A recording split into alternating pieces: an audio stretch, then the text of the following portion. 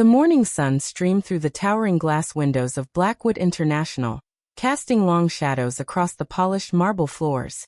Ava Miller clutched her tablet closer to her chest as she hurried through the maze-like corridors of the corporate headquarters. Her first day as the company's new lead translator was not going as planned. Running 10 minutes late for the morning briefing, she barely noticed the signs as she rushed down an unfamiliar hallway. The urgent need for a restroom break only added to her mounting anxiety. When she spotted a door marked with what looked like a restroom symbol, she pushed through without a second thought. The luxurious interior should have been her first clue that something was amiss. Instead of the standard corporate bathroom she expected, she found herself in what appeared to be a private spa area. The air was heavy with the scent of eucalyptus and soft classical music played from hidden speakers. "This can't be right," she muttered, turning to leave. But fate had other plans. The sound of running water stopped abruptly, and before Ava could retreat, a tall figure emerged from around the corner. Liam Blackwood, CEO of Blackwood International, stood before her in nothing but a towel, water still dripping from his broad shoulders. Time seemed to freeze as their eyes met. Ava's breath caught in her throat as recognition dawned on both their faces. She had seen his photos in the company newsletters and annual reports, but they didn't do justice to his commanding presence. "This is a private executive spa," he stated, his voice cool and controlled despite the situation. "Care to explain why you're here?" Ava's mind raced for a plausible explanation. I was looking for the restroom. I'm new here and got lost." She gestured vaguely toward the door, trying desperately to keep her eyes fixed on his face, rather than his well-defined physique. "The employee restrooms are 2 floors down," he replied, raising an eyebrow. "This floor is restricted access only." "I'm so sorry, Mr. Blackwood. I'm Ava Miller, your new lead translator. It's my first day and I was running late for the morning briefing." She trailed off, realizing she was rambling. A flash of recognition crossed his features. "Miss Miller, you're the one with the impressive credentials from Geneva." Yes, sir. Though right now I'm feeling more like an embarrassed intern than a qualified professional." She attempted a self-deprecating smile, hoping to diffuse the tension. Liam's expression remained unreadable as he studied her. "The briefing starts in 5 minutes. I suggest you find your way to the correct floor and appropriate facilities quickly." "Of course, right away." Ava turned to leave, but her heel caught on the plush carpet. She stumbled forward, instinctively reaching out to catch herself. Her hand landed squarely on Liam's chest, and for a brief moment, she felt his heart racing beneath her palm. Their eyes met again, and this time, something electric passed between them. Liam's hand had automatically moved to steady her, gripping her elbow with surprising gentleness. "I'm sorry," she whispered, pulling away as if burned. "This is not how I planned to make my first impression." A hint of amusement flickered across his face, gone so quickly she might have imagined it. "No, I suppose it wasn't. We'll discuss your navigation skills later, Miss Miller. For now you have a meeting to attend." Ava nodded and practically fled from the room, her cheeks burning with embarrassment. As she finally found her way to the correct floor and meeting room, she couldn't shake the feeling that her life at Blackwood International was going to be anything but ordinary. What she didn't see was Liam watching her leave, a thoughtful expression replacing his usual stern demeanor. For the first time in years, something had managed to crack his carefully maintained facade of indifference. Whether that was a good thing remained to be seen. Testing her limits. The following week proved that Liam Blackwood hadn't forgotten their awkward first encounter. Ava found herself drowning in an avalanche of work, each task more demanding than the last. It became clear that he was testing her limits, perhaps hoping she would crack under pressure. A stack of contracts landed on her desk early Monday morning, accompanied by a typed note in Liam's precise handwriting. "Complete by noon. No errors." The documents were complex legal agreements in German, Mandarin, and Arabic, requiring not just translation, but cultural adaptation for each market. Ava squared her shoulders and dove into the work. She might have made a fool of herself in their first meeting, but she hadn't earned her reputation by backing down from challenges. Her fingers flew across the keyboard as she meticulously translated each document, cross-referencing industry-specific terms, and ensuring cultural nuances were preserved. At exactly 11:55 a.m., she walked into Liam's office with the completed translations. He looked up from his computer, surprise briefly flickering across his features before his usual mask of indifference returned. "You're early," he remarked, accepting the stack of documents. "I allowed time for review," Ava replied calmly, though her heart was racing under his scrutiny. Liam began examining the translations, his expression growing increasingly frustrated as he failed to find any significant errors. Finally, he set the papers down and fixed her with an intense stare. "Your technical skills match your credentials," he conceded. "But let's see how you handle pressure in real time." The next day, Ava found herself thrown into a video conference with Japanese investors, translating complex financial terms with no preparation. She maintained her composure even when Liam deliberately used obscure industry jargon to test her knowledge. As days passed, the challenges grew more demanding. Liam would schedule last-minute meetings requiring her to translate hours of technical discussions with little notice. He'd drop urgent documents on her desk moments before she was planning to leave for the day, watching with barely concealed interest as she tackled each task without complaint. But Ava wasn't just surviving, she was thriving. Her quick wit and adaptability began to earn respect from other executives who noticed how she could seamlessly switch between languages while maintaining the nuanced meaning of complex negotiations. One particular afternoon during a crucial meeting with German investors, Liam was surprised to hear Ava not just translating his words, but subtly improving them. She added cultural context and smoothed over potential misunderstandings before they could arise, all while maintaining the essence of his message. After the meeting, he called her into his office. Ava entered, expecting another impossible task. Instead, she found him standing by the window, his usual stern expression replaced by something more contemplative. "You changed my phrasing during the meeting," he stated, turning to face her. "I adapted it for cultural context," she corrected. The direct translation would have seemed too aggressive to German sensibilities.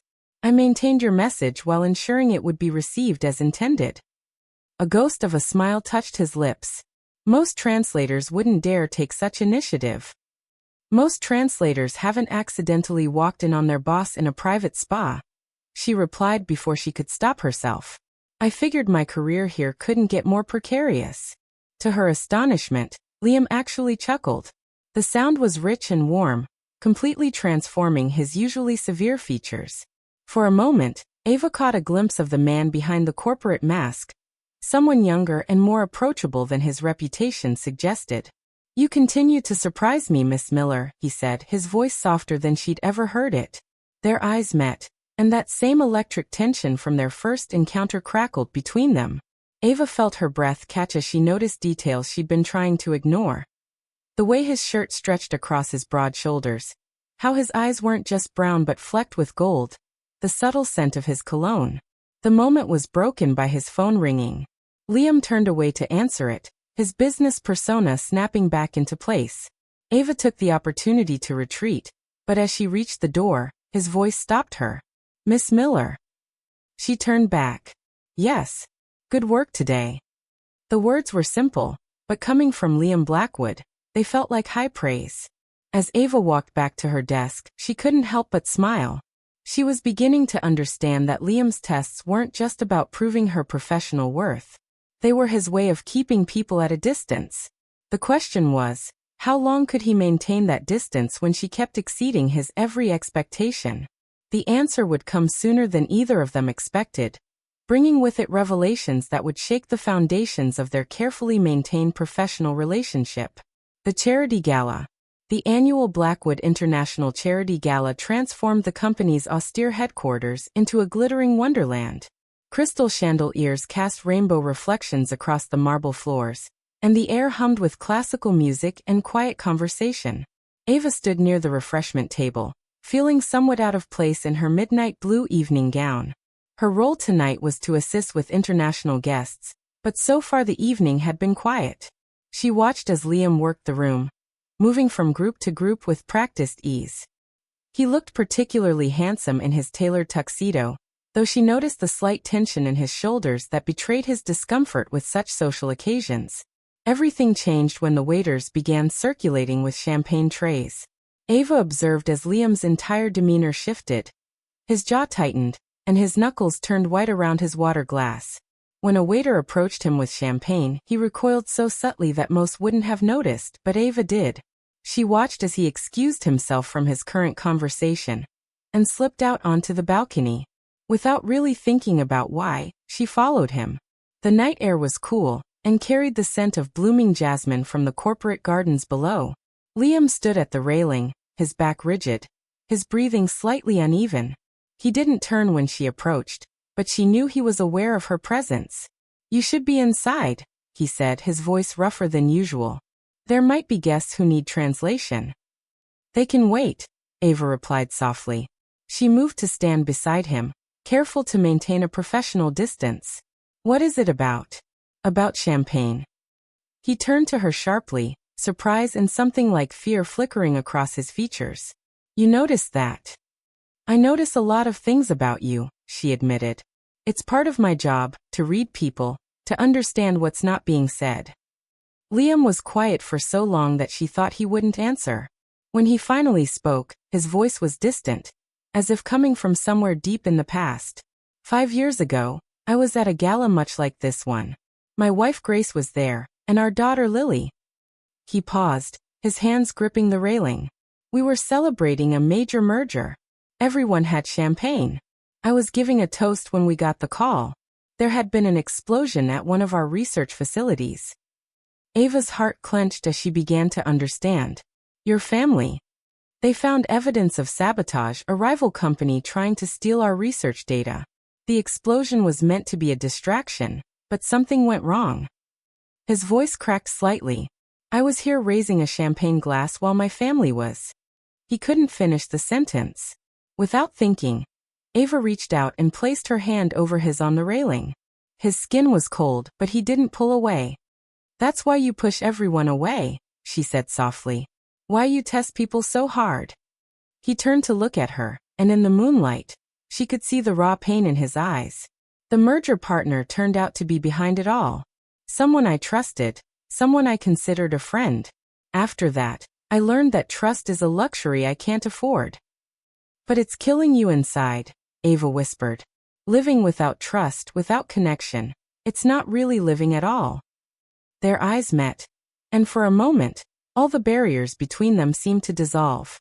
Liam looked at her as if seeing her for the first time. Really seeing her. His hand turned beneath hers, their fingers intertwining almost of their own accord. "How do you do that?" he asked, his voice barely audible. "Do what?" "See through every wall I put up. Understand things I've never said." Ava felt her heart racing but forced herself to hold his gaze. "Maybe because I'm not trying to see the CEO of Blackwood International. I'm just seeing you, Liam." He drew in a sharp breath at the sound of his first name on her lips. They stood there, hands joined, hearts beating in sync, while the party continued inside. It was a moment of perfect understanding, of walls crumbling and truths being revealed. But then a burst of laughter from inside shattered the spell. Liam pulled his hand away and stepped back, his professional mask sliding back into place. Yet something had changed. Ava had seen behind that mask, had touched the real man beneath it. As they returned to the gala separately, both knew their relationship had shifted irrevocably. The question was no longer whether they could maintain professional distance, but whether they could survive the inevitable collision of their personal and professional worlds. Paris interlude. The Paris business trip wasn't supposed to be complicated. 3 days of negotiations with French investors, standard contract reviews, and then back to New York. But from the moment their private jet touched down at Charles de Gaulle Airport, something felt different between Ava and Liam. Perhaps it was the lingering effect of their conversation at the gala. Or maybe it was simply being away from the familiar confines of Blackwood International. Whatever the cause, the careful distance they'd maintained began to crack. The first day of meetings went smoothly. Ava's French was impeccable, and she navigated the cultural intricacies of European business with practiced ease. Liam found himself watching her more than he should, noticing the graceful way she shifted between languages, how her eyes lit up when she smiled, the subtle way she anticipated his needs before he could voice them. It was during a break between meetings that Lucas Laurent, one of the French executives, approached Ava. His interest was obvious, his flirtation barely professional. Liam watched from across the room, his jaw tightening as Laurent touched Ava's arm while complimenting her translation skills. "Mr. Laurent seems quite taken with you," Liam commented later as they rode the elevator to their rooms. His tone was carefully neutral, but Ava didn't miss the tension underneath. "He's being typically French," she replied, studying Liam's reflection in the mirrored walls. "All charm, no substance." Before Liam could respond, the elevator shuddered violently and ground to a halt. The lights flickered once, twice, then died, replaced by dim emergency lighting that cast everything in an eerie blue glow. "Perfect," Liam muttered, pressing the emergency button. The response was quick but not encouraging. A citywide power issue. At least an hour before they could get the elevator moving again. Ava leaned against the wall, trying to steady her breathing. "Well, this is familiar. The last time I was the one intruding on your space." Liam's lips twitched in what might have been a smile. "You've certainly made a habit of ending up in enclosed spaces with me. At least you're fully dressed this time," she quipped, then immediately blushed. "I'm sorry, that was inappropriate." "You apologize too much," he said softly, moving to stand beside her. The elevator suddenly felt much smaller. They stood in comfortable silence for a while, but Ava could feel the tension building. There were too many unspoken words between them. Too many moments of almost something that never quite materialized. "Why did it bother you?" she finally asked. "What?" "Laurent, the way he was flirting with me. I saw your expression." Liam turned to face her, his eyes intense in the dim light. "You know why?" "Doi." Her heart was pounding so hard she was sure he could hear it. He moved closer, close enough that she could feel the heat radiating from his body. "Ever since the day you walked into the spa, you've been breaking down every wall I've built. And the most infuriating part is that you don't even seem to realize you're doing it." "Liam," she breathed, but he wasn't finished. "I tried to push you away. Gave you impossible tasks, tested your limits, looked for any flaw that would give me a reason to keep my distance. But you exceeded every expectation. You saw through every defense. And now, she whispered. Instead of answering, he reached up and traced her cheek with his fingertips. Ava's breath caught at the tender gesture. This was Liam Blackwood, the man who never showed weakness, never revealed emotion. Yet here he was, looking at her with such raw vulnerability it made her heart ache. "I haven't felt anything for anyone since I lost my family," he admitted quietly. "I didn't want to. It was easier to be numb, to focus only on the company, to keep everyone at arm's length. But you," he drew in a shaky breath, "you make me want to feel again, and that terrifies me." Ava reached up and covered his hand with hers, holding it against her cheek. "Being scared of feeling doesn't mean you stop feeling. It just means you're brave enough to recognize what you're risking." The space between them seemed to disappear. Liam's free hand found her waist, drawing her closer. Ava's fingers curled into the lapels of his suit jacket. They were breathing the same air, sharing the same heartbeat. The final test. The merger negotiations were supposed to be routine. Blackwood International was acquiring a smaller tech company, and everything had been proceeding smoothly. But as Ava sat beside Liam in the conference room, something felt off about the way the other company's CEO, Marcus Morrison, kept smirking during the discussions. Their dinner in Paris had changed everything between them. Though they maintained strict professionalism at work, only subtle glances and brief touches betrayed the depth of their growing connection. But today, that connection would prove more valuable than either could have imagined. As Morrison presented his company's financials, Ava noticed something in his German correspondence that made her blood run cold. She had been translating documents all week, and certain phrases kept appearing in different languages. Phrases that seemed innocuous unless you knew what to look for.